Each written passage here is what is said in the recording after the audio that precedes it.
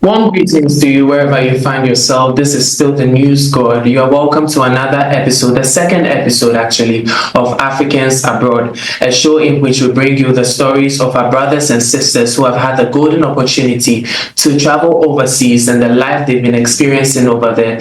Today with me is Mr. Edward Luther Brefo, also known as Prof. We're going to be having a discussion about scholarships, how to attain them, and all the nitty-gritty of that. So if you're interested in that, if you're someone with hopes and aspirations of traveling outside and pursuing higher education and with a scholarship, then this is the conversation for you. You're welcome once again. Let's have this conversation. Prof, thank you for joining us. I hope you're well. You're welcome. I'm good. Thank you. All right. So let's get right into it. Scholarships. What would motivate someone in pursuing higher education abroad? Well, we are in a dynamic world where everything keeps changing all the time. And then currently, there is a high level of competition in the global job market. And then in order to fit in or have a competitive advantage over the people that you are seeking the same opportunities with, you need to study further and globally. Aside that, we all have role models. We have people that we look up to in the society. And me personally, the people that I look up to, most of them had their masters and or PhDs abroad. And that also motivates me to also have a higher education abroad. Aside that, the local job market or the African job market is in high demand of people who have had the opportunity to study abroad. And then that is also an advantage and it's a motivation for people to also focus on studying abroad in order to get a better job for themselves and their families in the future. So you think it's relatively easier to get a job if you've pursued higher education outside than in here, than right here in our native country? Yeah, the local job market or the Ghana job market is in high demand, like I said earlier, of people who have had the opportunity to study abroad because we believe that before we travel abroad, we have the local knowledge. That is, we studied up to the university level and we had our masters and then our PhDs abroad. So we've had the international standard also. So blending the two to make a decision or maybe to take part in a business activity, they believe that you're going to be highly effective than others who have had all the education in the local universities. So it is an advantage. Yeah. That's interesting. So talking about scholarships, when do you think or how soon do you think applicants are supposed to start preparations or making arrangements in applying for scholarships? I would say you shouldn't take anything less than a year. If you want to get highly or fully prepared for a scholarship, then I would say you can start your preparation within a year. Because with a scholarship, we have some of the scholarship that you need to gain an admission into a university before you apply for. And then we also have some of the scholarship that you don't necessarily need to gain admission into any university, but you can do a direct application. So with all these, it takes time and processes. So the more you start, the earlier you start, the better you stand the chances of getting a scholarship. So for instance, if you are in the university in Ghana, then I will advise that during your final year, which is the level 400, that is where you should start your preparation. Or if you have examination burdens and a lot of tax on you, then you can also wait till the time you are doing your national service, then you can start your preparation from that level. However, if you're a very busy person that you wouldn't have the whole year to prepare for a scholarship, then I think at least 6 months would be something reasonable. You don't need to spend anything less than 6 months if you're a very busy person. Because we know some people who school and work at the same time in Ghana and it makes them quite busy. So those people can at least use 6 months. But anything less than 6 months, I'm sorry for you, it's going to be something tough for you. Very tough. Oh, okay. So that tells me it takes a lot of preparation in applying for these scholarships. So I want to ask, in that period of preparation, what are some of the requirements these international scholarship schemes expect you to have within this period of preparation? So what are the requirements in terms of qualifications and language proficiency tests and even finances? What are the preparations and requirements? With the requirement, we have scholarships that are being awarded into undergraduate programs, and then those that are being awarded into graduate programs. So, with the undergraduate, the basic requirement that is more necessary will be the WASI, the West African Secondary School Certificate Examination, and then the high school transcript. If you happens to be in a country where you don't take part in the WASI, then you have your high school diploma and then together with your high school transcript. So that would be the basic requirement for undergraduate programs. And then when it comes to the master's level, you will need your first degree certificate and then your transcript, and then your certificate and your transcript shouldn't be a GPA less than 3.5. It should be around 3.5 to 4.0, which we regard as first class. And then sometimes on your transcript, depending on the course that you intend to study, they look at the grade that you obtain in some of the courses. For instance, you did a MSc or you did a BSc in accounting and you want a scholarship to study MSc accounting. They will look at accounting, maybe financial accounting 1, financial reporting, financial accounting 2, or financial reporting 2 on your transcript, the exact grades that you obtain in those specific what subjects. If you had A or if you had C or whatever, that would determine whether you qualify for the scholarship or not. Mm-hmm. So when it comes to the language, which mostly is the English language, we have the TOEFL and then the ELECT. The TOEFL, you need to have at least a score of 80 to 100, a minimum score of 80 to qualify you for a scholarship. And then the ELECT, you need to have 6.0 to 7.0 to qualify you for a scholarship. However, because in Ghana, our official language is English, if you are seeking for scholarship in countries like the United Kingdom specifically, you don't necessarily need to write any test of English proficiency because you already have a pass in English. And sometimes you can even get English language proficiency letter from your universities to cover or to waive off that part of the requirement, and it makes it more easier. But when you have to write, then you need to have an overall score of 6.0 to 7.0 to qualify you for a scholarship in the United States or maybe Canada. So you talked about the English. So is that the only subject you'll be required to probably test? That would be the subject that you'll be probably tested on? Or there are that are like... There are some other areas like the GMAT and then others, but mostly the English is the most common one that almost everybody is required to take part in. But with the GMAT and other areas, it's specifically for the science students or the engineering students.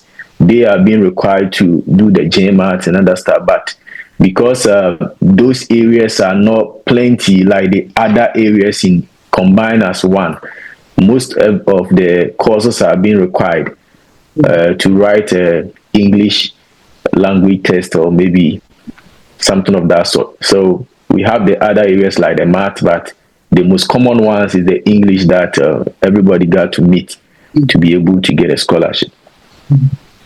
So speaking about undergraduate programs and master's programs, which one would you say the scholarship schemes are more likely to award African students to come and study? Which is it easier to pursue when it comes to scholarship?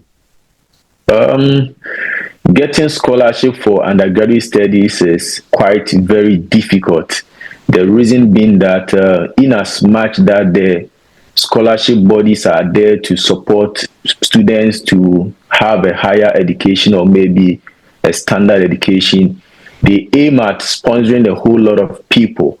And looking at undergraduate, you are going to spend 4 years in school that the scholarship scheme needs to take care of you for a whole 4 years. And with the master's degree, UK, for instance, you have just a year to complete your master's degree. So, all things being equal, taking care of one undergrad student can take care of 4 graduate students at the same time.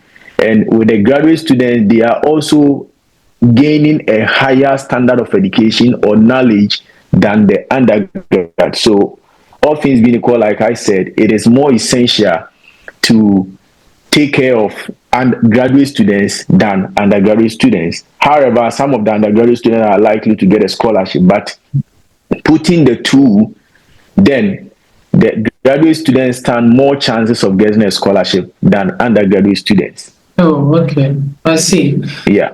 Okay, so how do you identify which of the universities best fits the course or your field of study and apply for that university or apply to that university? How do you determine all that?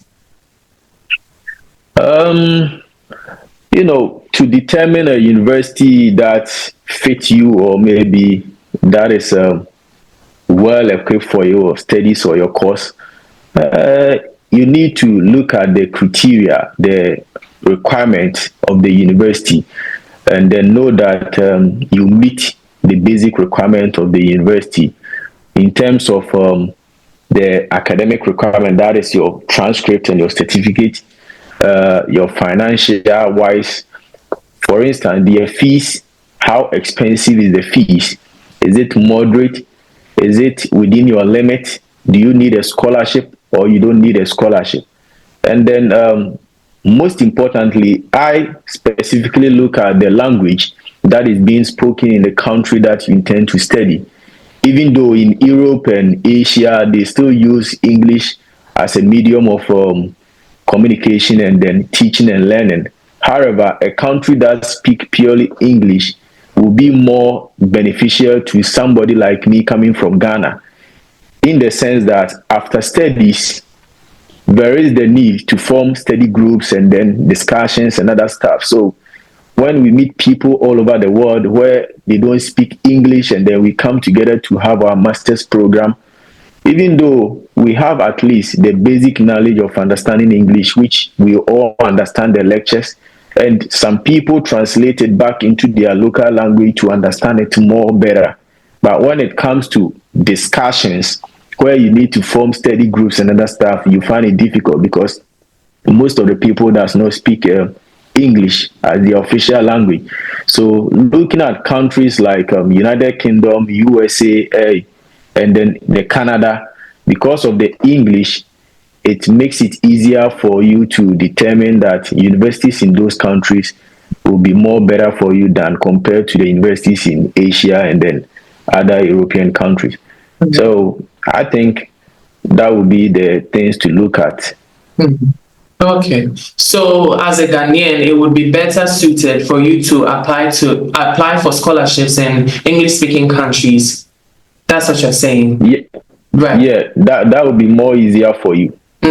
So now let's talk about finding the scholarships itself. So there are a lot of platforms that we see online, and I don't know how credible they are, but in your estimation, what are the most appropriate websites or platforms to visit in order to find some of these scholarship opportunities? I think the one that I trust most would be the Fast Web. With Fast Web, you are being you are being given the opportunity to see millions of scholarships available to students and anybody who wish to apply for a scholarship all over the world in almost all the universities in the world. And then we can also talk about the College Board. College Board is also one of the best scholarship websites that can also give students the opportunities for the doors to seek for scholarship in the easy way. And then we also have scholarship.com. Scholarship.com is also one of the good websites that can also help students to just gain scholarship, easy access to scholarship. And then you can also use the search engine, the normal search engine like the Google that we've been using all the time. So you can also use Google as part of your scholarship seeking process. Yeah, so I think those are the. So talking about scholarship.com, FastWeb, and College Board, do these websites require you to pay some amount of money in order to apply for the scholarships? They are not requiring any money. It's free. It's free unless maybe you need a special service. You know, sometimes in the scholarship application, some of the documentations and some of the areas you find it difficult, like writing of a personal statement and maybe statement of purposes and stuff. You may require the service of somebody within that website, and then they can charge you at a fee and then help you or guide you in preparing your statement of purpose or something of that sort. Other than that, everything is free. You don't necessarily have to pay anything. Right, right. Okay, that's interesting. So, College Board, scholarship.com, and FastWeb. If you're listening, Yeah. those are probably websites you should be Googling right now. So, then let's move all the way to the major scholarship programs that specifically target students and their abilities. So what are some of the scholarship programs that specifically identify students for their abilities and how they intend to nurture those students in bringing out those qualities or abilities or talents, and what makes those scholarship programs unique? We have two forms of scholarships. We have the fully funded scholarship and the partially funded scholarship. So, to me, almost everybody is seeking for a fully funded scholarship. And some of these scholarships that are best in when it comes to fully funding, we'll talk about the Fulbright scholarship. And then this is given to, it focus on international students, and then it focus on graduate studies and then research. So it's a fully funded scholarship program given to international students when they want to study further in terms of graduate and then the research. So that is one. And then we can talk of Erasmus Mundus, which is also for European Union countries, countries within the European Union. It's a fully funded scholarship program for anybody who wish to study in any of the European Union countries' universities. So that also focus on research and then master's program to bring out whatever you have in you. And then we can also talk about Aga Khan scholarship. There's something unique about Aga Khan scholarship. Aga Khan scholarship will give you 100% scholarship that is fully funded, but this 100% is being divided into two. You have a 50% as a grant and a 50% as a loan. So after you complete your school or your course, you need to work for a period of 5 years to pay for the 50% loan. So it's actually a fully funded, you're not going to pay anything, but the 50% is free and 50% is loan. So after school, you need to work and pay off the remaining 50%, and it doesn't come with any interest on the loan. It's free. And it's given to outstanding students from developing countries, which I believe Ghana is one of them. Yes. So if you are an outstanding student in a developing country like Ghana, then you are likely to get Aga Khan fully funded scholarship. And we can also talk about Roth's scholarship. Roth's also focus on, it's just a specifically for those people who want to study in Oxford University.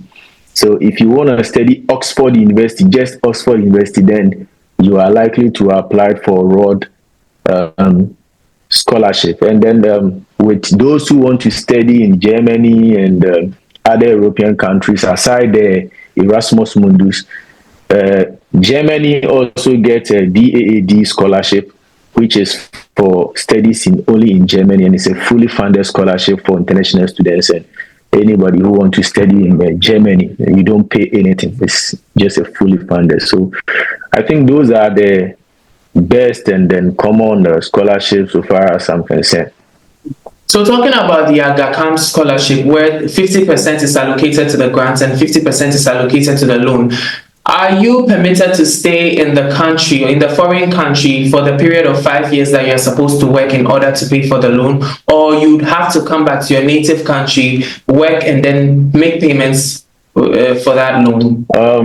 After your studies, you'll be permitted to stay and work. To the scholarship take care of your future career. So after the studies, you'll be permitted to stay in the country legally and work to pay back your loan. Because if you ask me to come back to Ghana, where I've taken a 50% loan of, let's say, $20,000 or maybe $15,000, where in Ghana am I going to raise $15,000 in 5 years? It is highly impossible. It can take me over 20 years and I will not be able to raise $15,000 to pay for my loan. So you'll be asked to stay in the country legally, get a work permit, and then work to pay off the loan.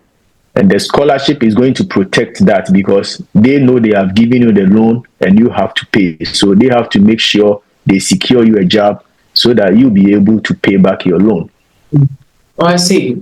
So it might seem like a dream come true to be awarded 100% scholarship, but are there some cases where you think it is better to opt for the partially funded scholarships as against the fully funded scholarship? It all depends on your academic credentials or your profile. Because the fully funded is highly competitive, there is a whole lot of people applying for fully funded scholarship. So it depends on your academic profile. If you see yourself academically good, there are some people right from first year in the university to their final year, they never had even grade B. They had A throughout. And they came out with first class, outstanding. Some of them had overall best student in the whole university. So when you have that level of profile, you are 100% sure that no matter what, you are likely to get that scholarship. That one, you are good to go. But sometimes, at a point in time, you realize that even though you were a first class student, but you couldn't get the A throughout. There was a time where you get B plus or maybe something. So they are just going to assess all the applicants and take the best out. It's not anything like favoritism or nepotism. They are going to base on the basic requirement. So if you feel like for some reason you are not capable of getting the scholarship, like you feel that the competition is too tough for you, then it will be relevant to apply for the partial funded scholarship. Me, for instance, when I applied for my master's program, I had a 50% scholarship from my school. And I also had applied for a fully funded scholarship with Erasmus Mundus. So I was looking at how this is going to work. And fortunately for me, I got approved for the Erasmus Mundus, which I got a fully funded scholarship. And I also had a 50% scholarship that was given to me by my school. And that money will not be given to me. So I was contemplating, what should I do? I need to ignore one and take one. So at the end of the day, I told the school that, you know what, I've been able to secure myself a scholarship from Erasmus Mundus, and I think you have to give this opportunity to a different person. So I ignore.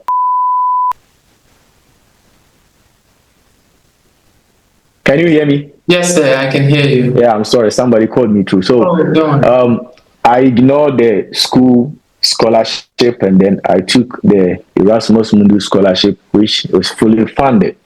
Okay. So that is it.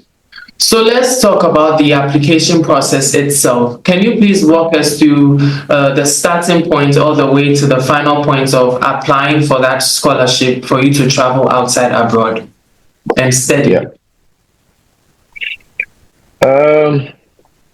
Like I said earlier on, you need ample time to prepare for your scholarship application.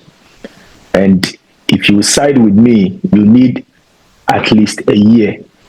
And I said earlier on, if you're a very busy person, don't rely on anything less than 6 months. So, with the application process, the first thing that you have to do is to do your research and preparation. And in researching, you'll be using some of the website that we did mention earlier, like the Scholarship.com. the fast web, Yeah. and then the scholarship.com. You'll be using those websites. When we started, we didn't know anything about the fast web and the scholarship.com. So we were using the search engines, the Google and the Yahoo. So it took us more than the 1 year we are even talking about. Because before we were able to get the scholarship that we prefer, it has already taken over 6 months already. But you being lucky getting the website directly, then I think it's going to save you more time. So it starts with the research and then the preparation that you need to look out for the scholarship that best fits the area that you want to study. There are specific scholarships for specific areas of study. For the sciences, the engineers, the business. So you need to know the course you want to study or the course you intend to study, and then the exact scholarship that fits the course that you intend to study. And all those come to the research area. After the research, you need to look at the eligibility requirement or the criteria for the scholarship. So, do you require the English test? Do you require to be a first class student? What GPA do you need? What time do you need to apply? When is the deadline? Sorry. You need to look at all those requirements, the eligibility requirements. And after that, you need to prepare what we call a checklist. Mm-hmm. A checklist should be just a list of documents or things that you need to apply for the scholarship. And it's being done by yourself, just as we call a scale of preference in economics. So you just need a sheet of paper and then you write the things that you'll be needing in terms of scholarship application. So after the checklist, one thing that you need to do is also prepare your CV. You need to prepare a standard CV. Most people don't even know how to prepare CV. But with regards to scholarship, you need to prepare a standard CV. And the CV should highlight your skills and then the achievements. So preparation of the CV is also one of it. And after, you should know if you write a test, English test or not. If there is a requirement for English test, then you should also start preparing for that. If, for instance, you need to write elect, then you need to go to the British embassy website, and then you look out for the test, the available date, the cost involved, and then if you need to take some classes, you also have to work on that, getting the classes, doing a lot of studies concerning the English test, register for it, and then sat for it. That is also part of it. And after, you need to get a recommendation letters. Recommendation letter. Somebody said he needed a recommendation letter, and as a man, he want the wife to write a recommendation letter for him.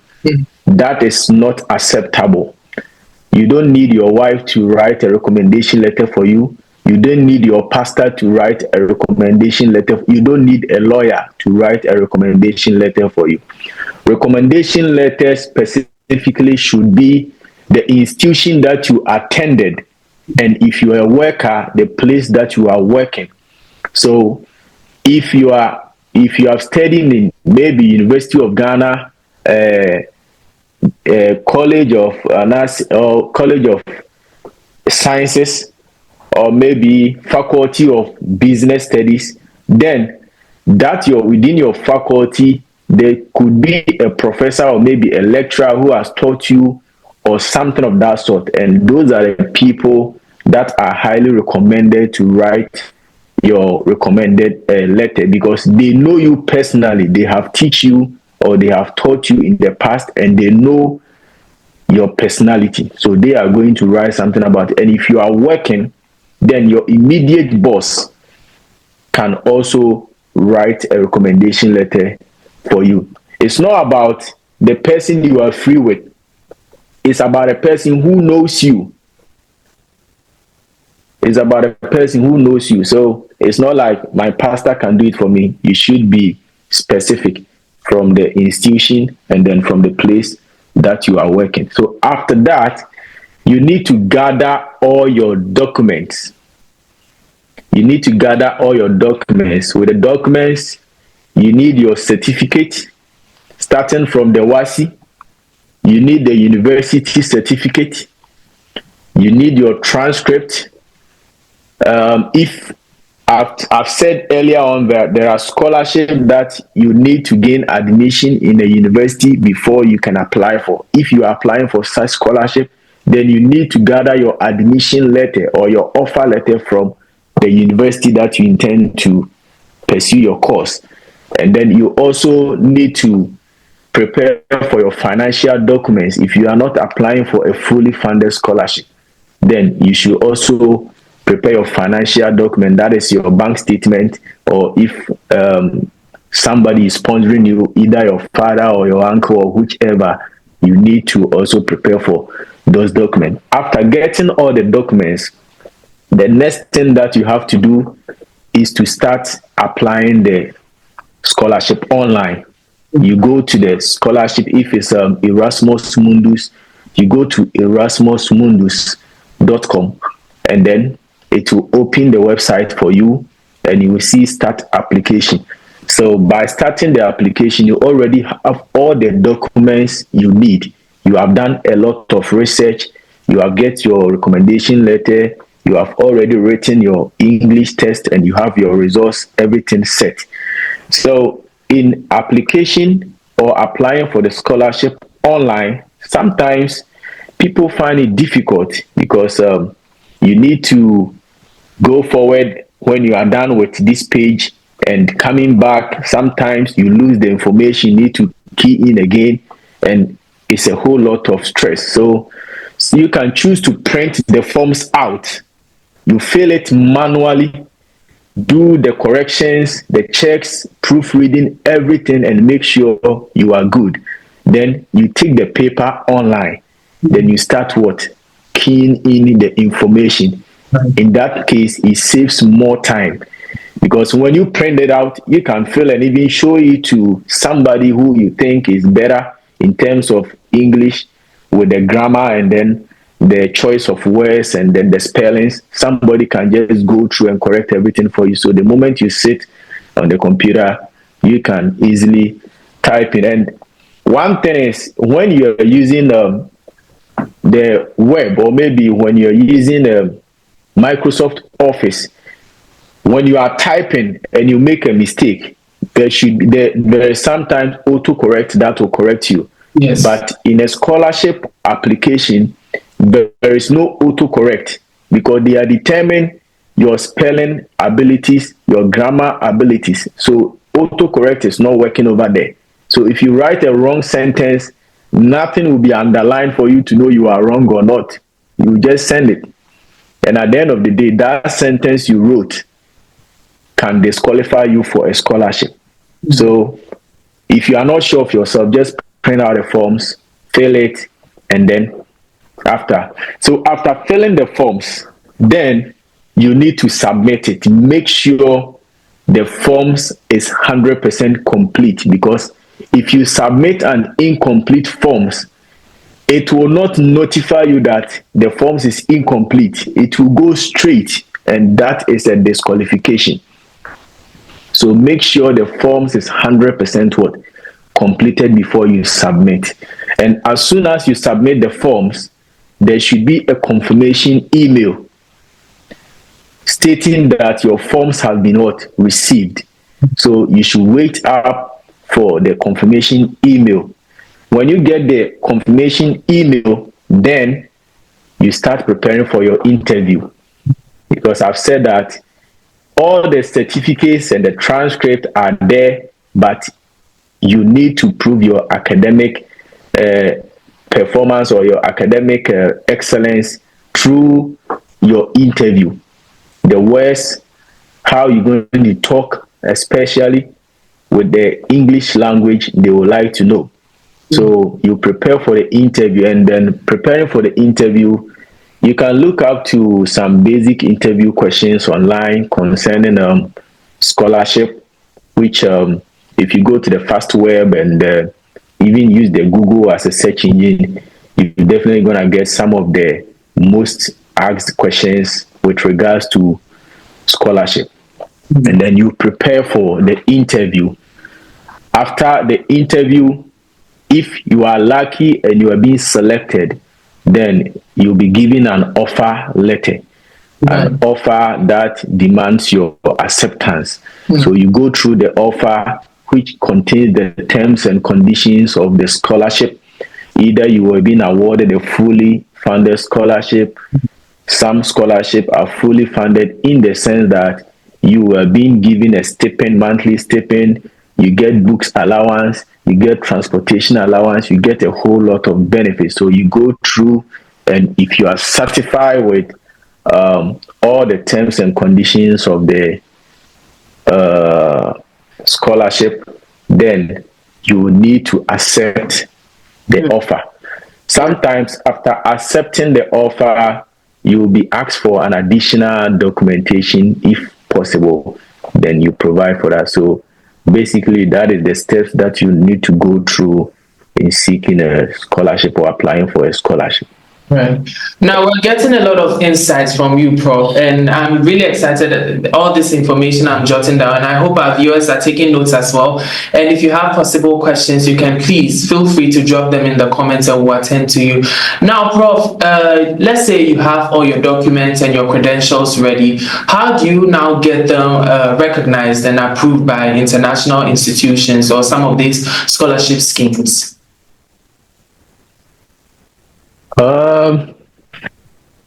Some of the certificates need to be evaluated.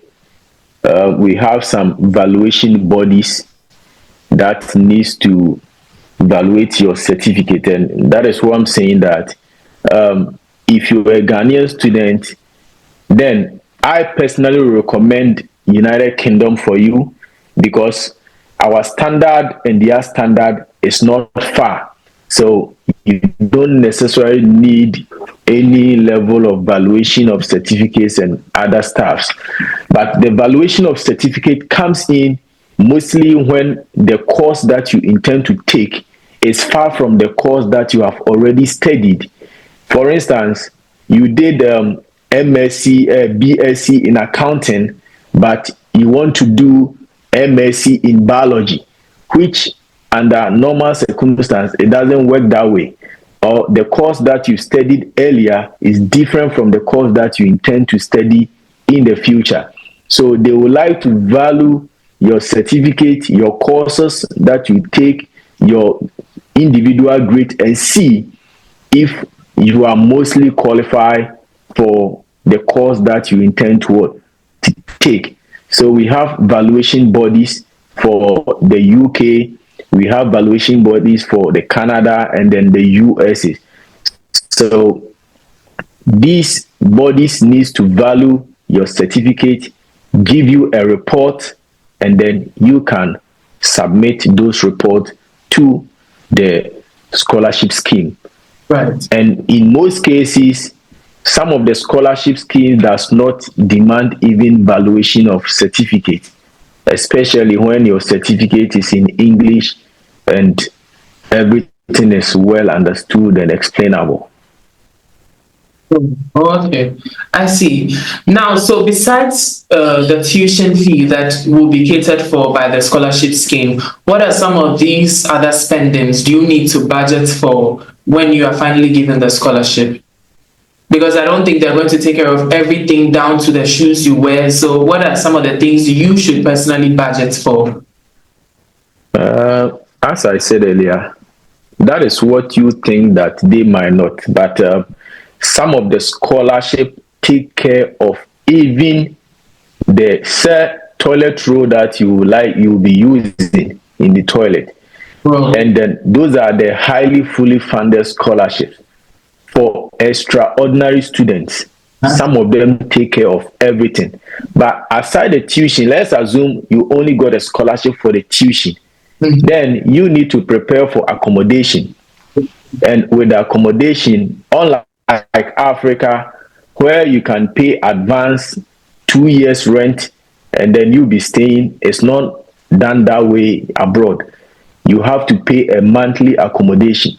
So you need to budget for that. Every month, you need to pay for your accommodation. You need to budget for your electricity, that is your bills, electricity, gas, and then the water. You need to budget for all that. Your transportation to and fro, if you are not staying close to the school or the university, you need a bus or maybe a private car or whatever. But as a student, international student, you are more likely to use a bus. So you'll be using the bus transportation, which every day you'll be going and coming. So you should budget for your transportation. And then you have your book and then learning materials, which you also need to budget for. Even if you buy online, you're still gonna pay for that, and you need the physical book too. You're going to pay for it. So you also have to budget for your books and then the learning materials, and then also the food that you'll be eating. You also need to budget for it. Most of the scholarships or most of the courses abroad gives you an opportunity to do a part-time job. Yes. Whilst you study, but depend on the nature of your course. Sometimes you might not even get the opportunity to work, and most of the jobs might not even require you as a student to do a part-time. They might be hiring full-time workers, which you may find it a bit difficult to get a part-time job in most cases. So you should budget for all those things, your medical bills, that is the health insurance. If you don't have a health insurance, then you should budget for medical bills, because with the change of environment, the weather, and then other stuff, you're definitely gonna fall sick somehow. So you should also budget for medicals and other stuff. So those are the other costs that you need to budget for, with exception of the tuition fee. Okay, so talking about proof of financial support, what are some of the things these institutions want to see in the documents that prove that you are financially capable of taking the course? With the proof of financial support, they basically require amount of money that can be seen as your closing balance in your bank statement. So, for instance, if the tuition fee is, if you don't have a scholarship, or maybe if you have a partial scholarship that you need to provide for the remaining of your fees, let's say you got a 50% scholarship and you need to take care of the 50%. Your school fees is $20,000 or £20,000, and the scholarship is taking 10,000 out of it. So you have to pay 10,000. That 10,000 converted in the local currency, which is cedis. Yeah. If it's dollars, currently it's around 170,000. Yes. And then also we have a stipend, a monthly stipend that you're supposed to spend. In UK, you have 1,025 monthly as a stipend. So if the duration of your course is a year, The monthly stipend, you need at least 9 months. So you need to multiply the 1025 by 9 months to get a stipend. Let's assume maybe £10,000 as well, making £20,000. So at least you need an amount of £20,000 in your bank account, which is 400,000 Ghana cedis. Yes. That is 4 billion old currency. And this money should stay in your account for at least a minimum of 28 days, just to justify that it belongs to you. And one problem is that sometimes where the money is coming from is also very important. Where the money came from to hit your account is also important, because sometimes they determine whether the money is from you or not. This is from your hard-earned money, from your parent, or whichever. They would like to know. So you should also take into consideration where the money is also coming from. So basically, the money that you have in your account should be able to cater for your fees and the period that you intend to stay in the country. Either you get job or you will not get job. That money should be able to cater for it. Nice. And that is where your bank can qualify you. I see. Now let's talk about the scholarship essays. So what makes a scholarship essay stand out to these scholarship schemes? What do these institutions want to see in your scholarship in order to award you the scholarship? In the scholarship essay, which basically is the statement of purpose or the personal statement, you should be able to tell the scholarship scheme or the school why you think you deserve to be given the scholarship. It's like convincing somebody to give you a scholarship. You say you are unique. How unique are you? Your uniqueness shouldn't just be on your certificate, but you need to demonstrate how unique you are, how special you are, how you think you are the best applicant to be given the scholarship. And that will come from your experiences, the goals, the things that you intend to achieve in the future. Why are you looking for the scholarship? After getting the scholarship, what are you going to use it for? What you are going to use it for, is it going to impact knowledge? Is it going to solve word problem? Is it going for yourself or your family? Is it going a long way to help the whole nation? Is it going to help the whole world? Those are the things that they need to look at. You don't necessarily just tell them that you need a scholarship because you think you are a brilliant student and you excel academically, you had first class, you are a best student, so you need a scholarship to study further. After studying, what are you going to use it for? Is it going to help the nation, or is it going to better yourself? Is it going to help only your family or the world at large? Those are the things that you need to let them know, that you are unique and you have a future goals that will go a long way to solve problems in the whole world. And that will make you a standout applicant, and it will give you a chance of getting the scholarship. Now, when it comes to writing some of these essays, what I find personally challenging is to figure out the statement of purpose. What is it, that one thing that's going to attract or get the attention of the scholarship schemes? That is what I personally find challenging. So I want to ask if you can give us some tips in writing around some of those statements of purposes. Or yes, so what are some of the tips? What is that one thing you can say to get the attention of your scholarship scheme or the institution that is supposed to give you your scholarship? So one thing that students have to know is that in getting a scholarship to study abroad, you shouldn't aim at remaining in the country where you studied. After that, you have to come back to your country.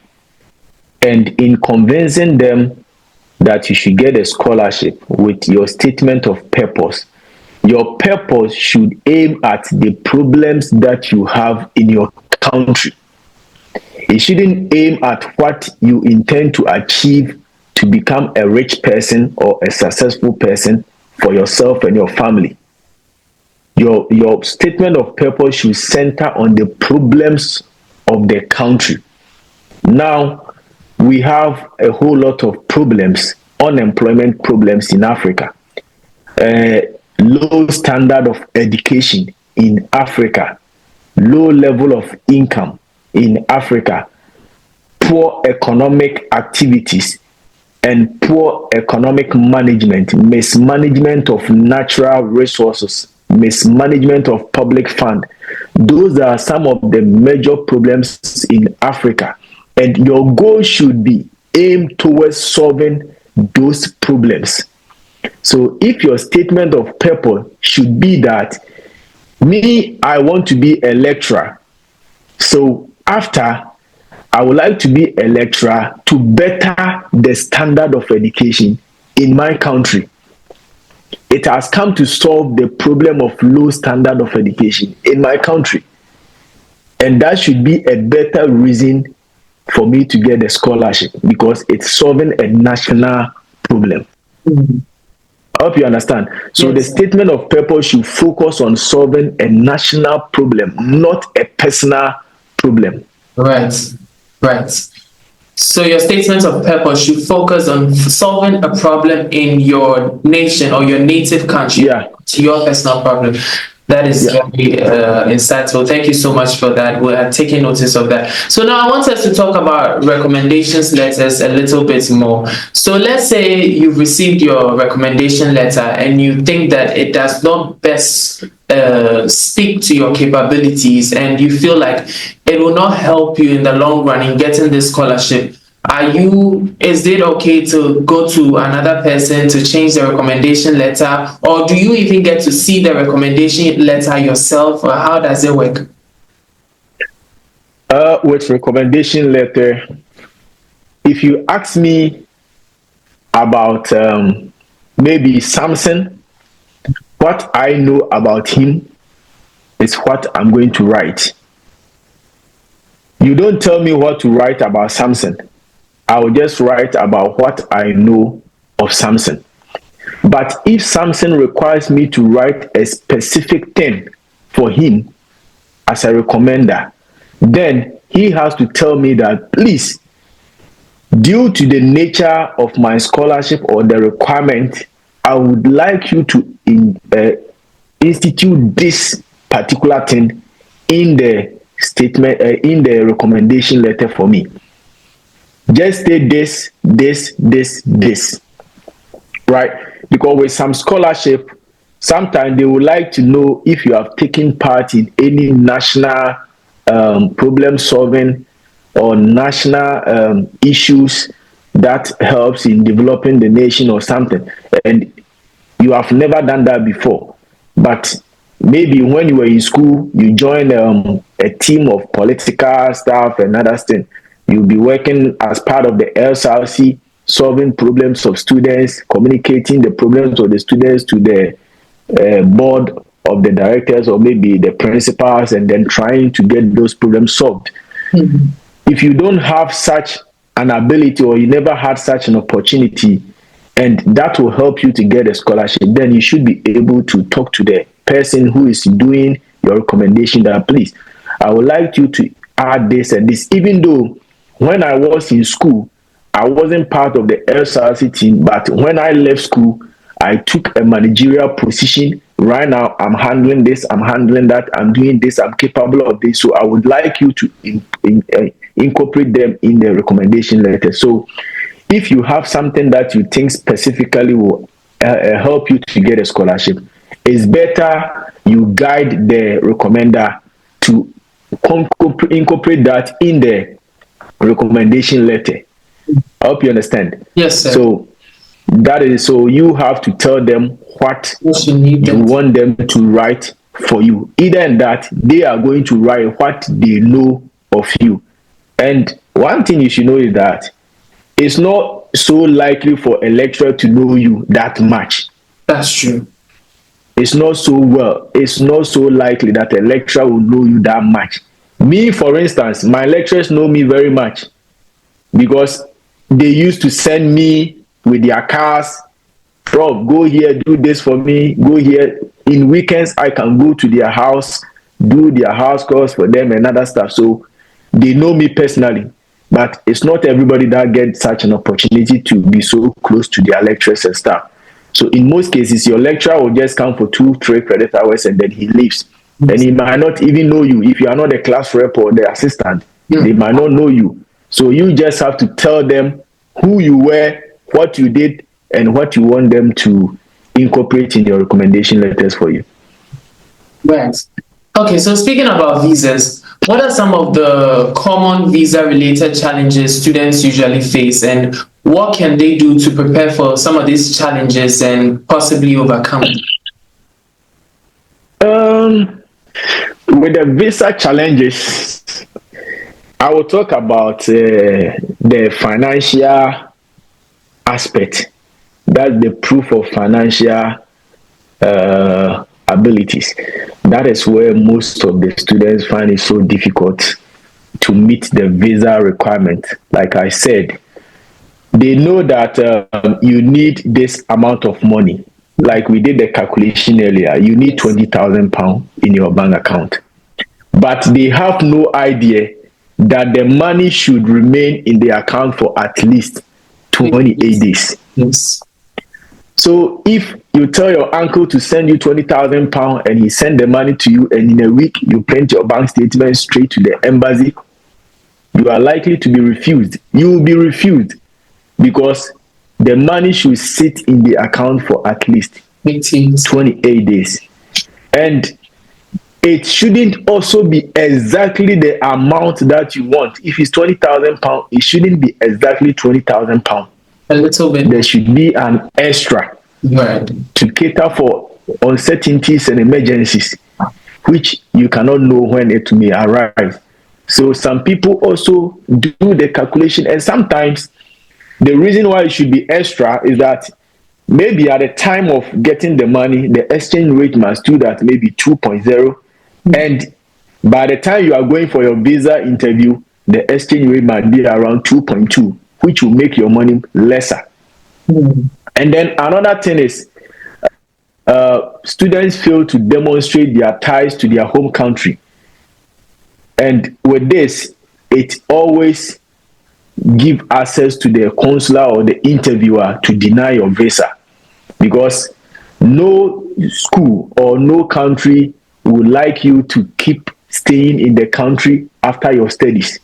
They don't need you there. They already have citizens. They have people who are highly educated that can take care of the country. They don't need you to stay. After your studies, go back to your country and do whatever you intend to do with your knowledge.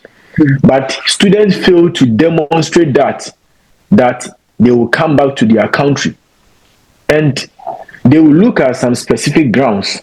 For instance, are you married or not? Do you have children? Do you have a promising job that you think it makes you a better person in your country? Do you have some properties that you are leaving behind? All these give an advantage to you that you have some ties in your country, and by all means, after your studies, you are coming back. There is no way you will leave your wife and family to go and stay abroad for 5 years without coming back to see your family. You will definitely come back. There is no way you get a better job that pays around 10,000 Ghana cedis and you say, no, I will stay abroad. You will not. There is no way that you have built a house and you say, no, I will stay abroad, my house, forget about it. You won't. So those are the things that will help you to get the visa. So these challenges, you should be able to meet them, and you are good to go. You mentioned visa interviews. I want to ask, aside from your ability to express yourself eloquently, what are some tips that you can give students visa applicants when they attend these visa interviews? What can they do to wow the consuls or whoever are in charge of the interview in order to get your visa? With regards to the interview, mostly it's just a general question that they ask, like, why do you want to study in that country. Why do you choose that course? How are you going to meet your financial responsibilities? And are you coming back to your country after the studies? These are the major questions, or the general questions that they mostly ask during interviews. So I will advise students to practice these questions. We have so many ways in killing a cat. We have so many answers to these questions. Yes. And it is better to practice these questions, get different answers and ideas. And I quite remember during my interview for my master's program, I was given a tall list. They will ask you this, they will ask you that, they will ask you this, they will ask you that.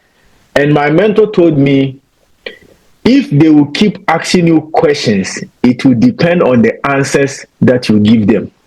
And I said, okay. So my point was, why do you want to study abroad? And I had a very long essay on that, just one question. Wow. I had a very long essay on just that question. And hold and behold, the moment I sat on it, it was a Zoom interview. So the person asked me, can you confirm your date of birth? And I said, and he said, why do you want to study abroad? I said, thank God. I started the essay. Yeah. But he said, take your time, please. Take your time. I'm writing. Take your time. I'm writing. Take your time. I said, okay. Mimu. Oh, sorry. I nearly used tree. Yeah. So It's fine. So he said, take your time. And I said, okay, I'm taking my time. So after giving the reasons why I want to study abroad, he didn't ask me any further action. He said, you know what? Your visa has been approved. Right there. And that was it. Just one question. Whoa. He didn't say my visa, he said enjoy your stay. So if you tell me to enjoy my stay, then the visa has been approved. Yeah. That was it. So I just crossed my heart, and then that was it. Just a question. I was asked a single question. Was that your first time trying? It was my first time. Whoa. Wow. So because my mentor told me, depend on the answer you give, so I prepared purposely for that question, and I knew that would definitely be the first question they will ask. Why do you want to study abroad? So I wrote a whole essay on that, and when I started, the guy knew if he asked a second question, we're going to spend 2 hours on the interview. Right. So after giving my first question answer, he said, it's okay, enjoy your stay. And that was it. So I was asked only one question. So preparation, you need a thorough preparation. Right. And that will let you be a standout person, and you wouldn't waste time over there. But if you've not prepared and you don't know what to say, then they will like to just see all your inabilities. So they will keep asking you, and then you keep fumbling around, and then at the end of the day, they will tell you that we are sorry. So that was it. Right. We're almost coming to the end of this conversation, but I'd like to know, what are some of the mistakes students usually make in this scholarship application, so that in applying we'll do what to avoid some of these mistakes? In scholarship application, there are a lot of mistakes that students make. Mostly, there is this failure to read the instructions. Most students don't read instructions. For instance, I've talked about the Fulbright scholarship. I've talked about the Aga Khan. So knowing very well that Fulbright gives a full scholarship and Aga Khan give a fully funded scholarship with a 50% grant and 50% loan, having just that in mind, they move straight to Aga Khan to apply for the scholarship without necessarily reading all the terms and conditions of it. The instructions are more necessary, and these scholarships, they are mostly changed every year. The criteria mostly change every year. Me, for instance, I had Erasmus Mundus to study in the United Kingdom. But right now, you cannot get Erasmus Mundus scholarship to study in the United Kingdom because United Kingdom is no more part of the European Union. Right. You understand? Yes. So if you don't know this information and you are saying because I had Erasmus Mundus, so you are going to apply for Erasmus Mundus and you did not read the instructions and the criteria, at the end of the day, it's a waste of time and energy. Yeah. You understand? So students should read the instructions very well. And one thing is also the incomplete application form. I've told you already that if you did not finish completing the application you submit, you are more likely to be denied.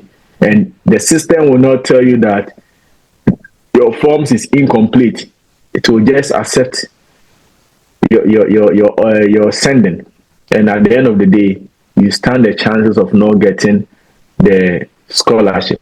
So those are the petty mistakes that students, they refuse to read the instructions. And people also refuse to go by the deadline. When they see that the deadline is 30th of December, then they wait till 20th of December or 29th of December. You shouldn't be working within the last hours. You should at least submit your application a month before the deadline. Wow. Okay. Don't enter that month of the deadline. If it's December, make sure you don't enter the December. Because by then they have already started the sorting process, and by the time yours fall into, they might not even consider, they might not even open your application. Right. So you should always try to submit your application in time, at least 1 month before the deadline. So those are the mistakes that students do. They wait till the last hours, they don't read instructions, and they don't complete the forms. And sometimes even the documentation, they don't send proper documentation and stuff. Transcript, with the transcript, the transcript need to be signed and stamped by the school, the institution, and other stuff. Some of them, they don't have those copies. They have the photocopies and stuff, and then they will be sending rather instead of the original transcript. And if you fail to send the original certificate and the transcript or the original documents, it may also render a disqualification to you. So those are the mistakes that students do in applying for a scholarship, and they should take more note on that. Yeah. Right. Okay, sir. So you've done the necessary documentation. You had everything. You've gotten your scholarship. So who's handling the travel expenses? Talk of plane tickets and all of that. Are you going to take care of that, or the scholarship institution is going to cater for the plane tickets and all other travel expenses? Who is paying for the plane tickets and all that? Yeah, it depends on the scholarship that you applied for. That's why I said when you get the offer, you need to read all the terms and conditions of the scholarship. Some of the fully funded scholarships take care of your travel expenses from Africa and back home. It takes care of everything. So some of them take care of your visa fee and everything. Some of them, they will pay the money. Some of them will tell you to pay for everything, and the money will be refunded to you after you have submitted all the receipts. So it depends on the scholarship that you applied for. There are fully funded scholarship that does not take care of travel expenses, and there are fully funded scholarship that takes care of travel expenses. So all will be stated in the offer letter, and you need to read and know that I am taking care of my own travel expenses, or the scholarship scheme is taking it. But with the partial funded scholarship, most of them does not take care of your travel expenses. But the fully funded, some of them take care of your travel expenses and some of them does not. So everything will be stated in your offer letter, and it's up to you to decide. If they are not taking care of that, then you need to prepare for that. Right. Thank you very much, Prof. This conversation has been very insightful, and informative. I'd like to ask you to give us your final words or any pieces of advice that you have for us, Africans who are hoping to study outside the country, Africans who are already studying outside of the country. What advice would you like to give us quickly in this conversation? One advice I would like to give to students is that, in the first place, they should know that scholarships are not given or are not awarded by chance. Scholarships are being awarded on merit. So before you think of a scholarship, then you should know how how well you are prepared, or you should know your academic credentials, you should know your profile before venturing into a scholarship to avoid any future disappointment. And you should also be focused. For instance, if you get the opportunity to study abroad, if you get your scholarship and you get your admission and you are there abroad, you should be focused on the studies more than money. There are so many instances where students, international students, will be working so much to get money than even the school that brought them to the country. And at the end of the day, they might be first class students in their country, but when they came to the international world, they couldn't perform so much to their expectation or what their scholarship scheme or their sponsors were even expecting from them, because they dedicated most of their time in working and getting money than focusing on the studies. And then you should also be disciplined. You should be very disciplined. There is one thing that I would like to talk about. In every country, there is laws, rules and regulations, manners. In most cases, it's not free. I quite remember my first time in the United Kingdom. I was in the bus station.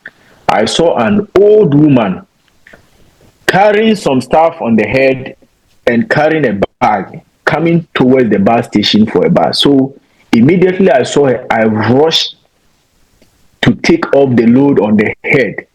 And to my surprise, about 6 policemen had surrounded me. Why am I trying to take the woman load? Am I a criminal or what? I said, no. I feel that it's so heavy for her, so I wanted to take it out. He said, where are you from? And I said, Ghana. Is that what you do in your country? I said, yes. Here is United Kingdom. You don't do that here. Understand? And I said, yes, sir. And I walk away. So there are so many things that you need to know. So if you don't study, if you don't learn, you find yourself in a situation that you never planned for it. Yeah. So that is my advice to every student who want to travel outside and have the best of education and better their life in the future to help solve problems in their country. Thank you. Thank you very much, Prof. We're grateful. So some of the things that I find very profound about this conversation, you mentioned that you should know that the scholarships are awarded by merit and not chance. That was very profound. Yeah. And then you also mentioned that your research, you should be able to find something that you would come to solve, a problem or a challenge that you would come to tackle in your native country. So if you have in mind to go and study abroad, know that these are some of the things you need to be aware of. And then something also that I find quite informative is the last thing you said about you knowing the laws in the country that you are in and doing well to respect them. That's also another very insightful thing that you mentioned. And also mention some websites that you should try if you are hoping to get scholarships outside the country, and I'll quickly go through that for you. And the other, scholarship.com, FastWeb, and then the College Board. So you should try it out there so that you could also get a chance to go and study abroad. So we've come to the end of this conversation. This is the NewsGod. Thank you so much for sticking and staying with us. Please do also subscribe to our YouTube. Follow us across all social media platforms for more of these insightful interviews and other updates. Okay, thank you very much for watching.